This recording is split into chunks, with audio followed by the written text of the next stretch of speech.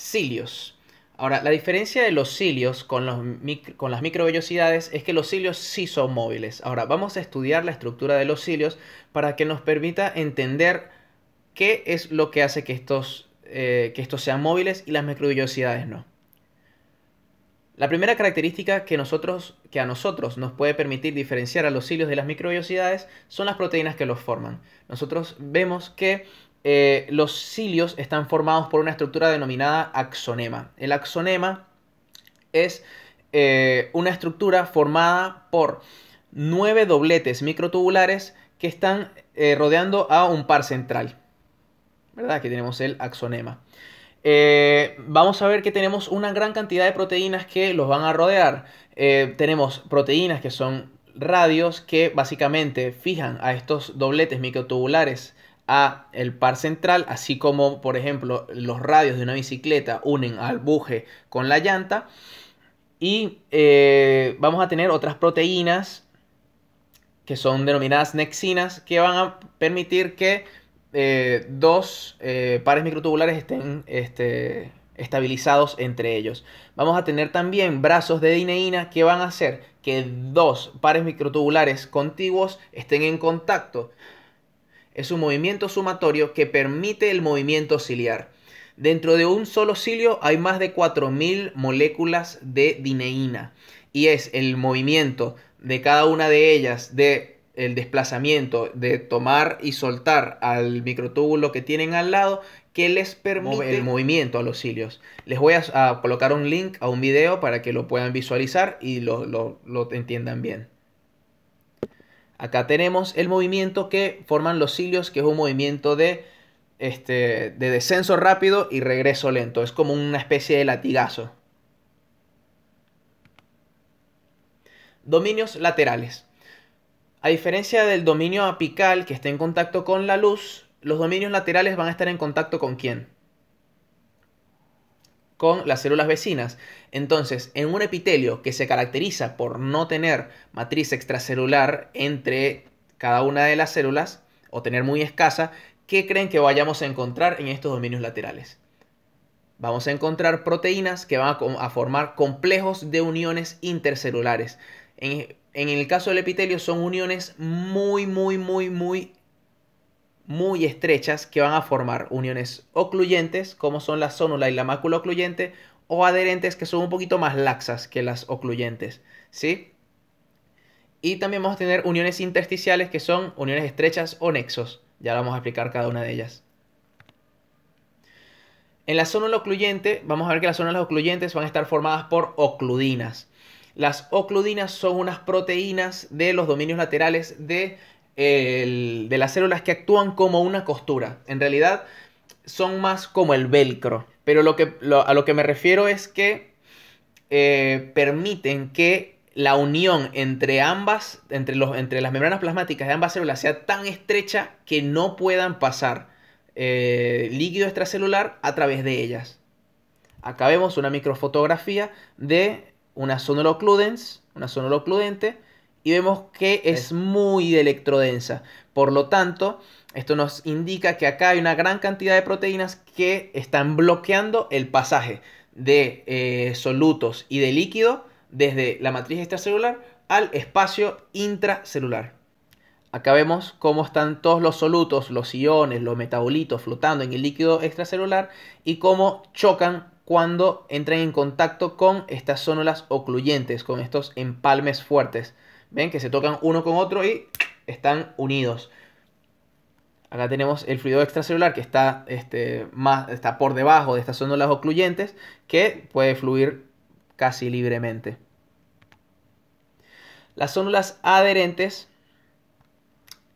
son unas uniones intercelulares que son un poco más laxas que las zónulas ocluyentes. Estas también son como el velcro.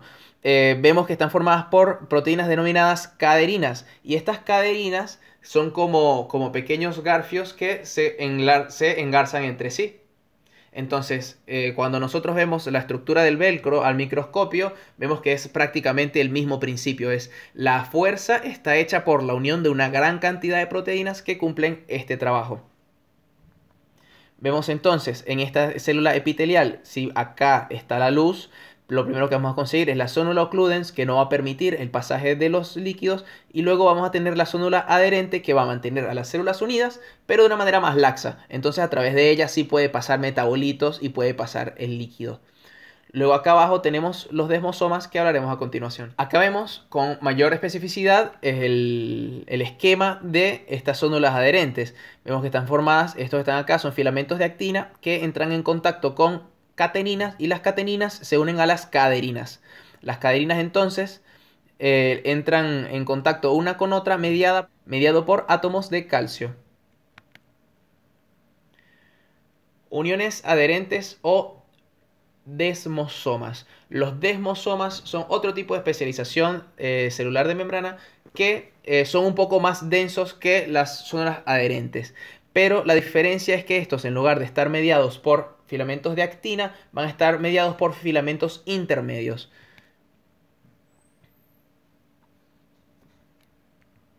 Van a tener proteínas muy parecidas a las caderinas, que son las desmogleínas, que van a mediar esta unión intracelular.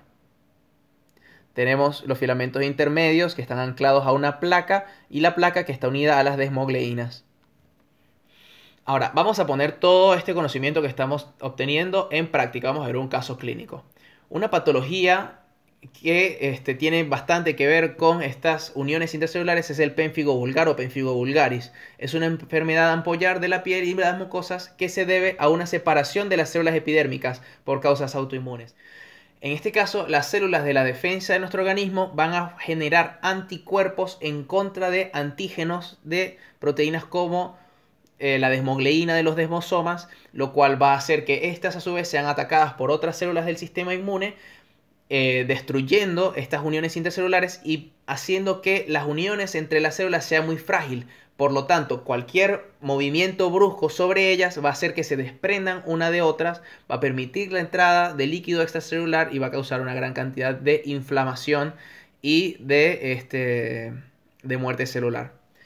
Uno de los últimos tipos de uniones intercelulares, esto es uno de los más interesantes para mí, son los nexos, también conocidos como gap junctions. Estos nexos lo que son unos pequeños poros que se forman entre dos células contiguas, como podemos ver acá, que van a permitir el libre pasaje de iones y ciertos metabolitos de muy pequeño tamaño, lo cual va a permitir que en ciertas células especializadas en la conducción eléctrica pueda pasarse la despolarización membranal de una a la otra. Ahora, no quiero que empiecen a entrar en pánico con lo que estoy diciendo, solo quiero que sepan que es un mecanismo muy especializado que es utilizado en células especializadas en la conducción nerviosa, como por ejemplo ciertos cardiomiocitos especializados en esta función. Estos nexos van a estar formados por dos hemiconexones, uno de cada célula, y cada conexón está formado a su vez por conexinas, formando así un único poro de unión entre ambas células. Acá vemos los conexones formados por conexinas en los nexos. Esto sería célula A, célula B. Vemos cómo solamente pueden pasar los metabolitos más chiquitos. Imaginemos que son, por ejemplo, calcio, sodio y potasio. Mientras que esta pelotita grande, que vamos a imaginar que es un magnesio, no puede pasar. Dominio basal. Nosotros vamos a encontrar una serie de especializaciones en la superficie basal, que van a ser los hemidesmosomas, los pliegues basales y la membrana basal. Si estábamos hablando que un desmosoma estaba formado por filamentos intermedios que permitían la unión entre dos células contiguas, un hemidesmosoma o medio desmosoma, lo que va a hacer es que va a estar formado por la mitad de un desmosoma y va a unir a la célula en su superficie basal con la lámina basal.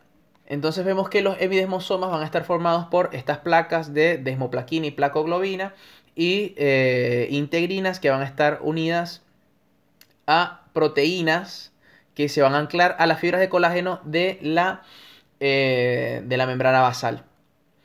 Tenemos los filamentos intermedios que nos van a estabilizar a todo este complejo y por último la membrana. Acá vemos en una microscopía electrónica cómo están los hemidesmosomas uniéndose a la membrana basal, y todos estos circulitos que vemos acá son todas estas fibras de colágeno pero cortadas de forma transversal. Los pliegues basales. Los pliegues basales, al igual que las microvellosidades, son una especialización de membrana, en este caso basal, que va a permitir el aumento de la superficie de contacto con el medio extracelular. En el caso de los pliegues basales es un sitio muy energéticamente activo donde vamos a encontrar una gran cantidad de mitocondrias que está relacionado con la reabsorción de sodio y la filtración. La membrana basal es una especialización del tejido conectivo subyacente al epitelio. Esta membrana basal va a estar compuesta por una lámina basal y fibras reticulares. La lámina basal a su vez va a estar compuesta por una lámina lúcida y una lámina densa. Esto lo que se refiere es que al microscopio electrónico hay una porción en la que pareciese que no hubiese nada, y luego más abajo una más densa, y luego se continúa otra donde se empiezan a encontrar estas fibras reticulares colágenas. Si vemos acá sería lámina lúcida, luego la lámina densa, y luego empezamos a encontrar todas estas fibras de colágeno, ¿sí? Acá, en este caso, tenemos un epitelio respiratorio, ¿no? Un epitelio cilíndrico, pseudoestratificado, ciliado, con células caliciformes. Y vemos cómo debajo de él se encuentra esta membrana basal, que es la que le permite a todas estas células fijarse al tejido y evitar que la separación de ambos. A través de la membrana basal, todas estas células epiteliales también van a nutrirse y van a realizar intercambio de metabolitos con el tejido conectivo subyacente. Bueno chicos, eso fue todo por la clase de hoy, espero haber sido de ayuda. Voy a estar subiendo también un pequeño quiz veloz acá en video para que ustedes puedan identificar los diferentes epitelios según sus características. Mi nombre es Ricardo Soto, formo parte de Cognitios y recuerden que estamos aquí para ayudarte. Muchas gracias.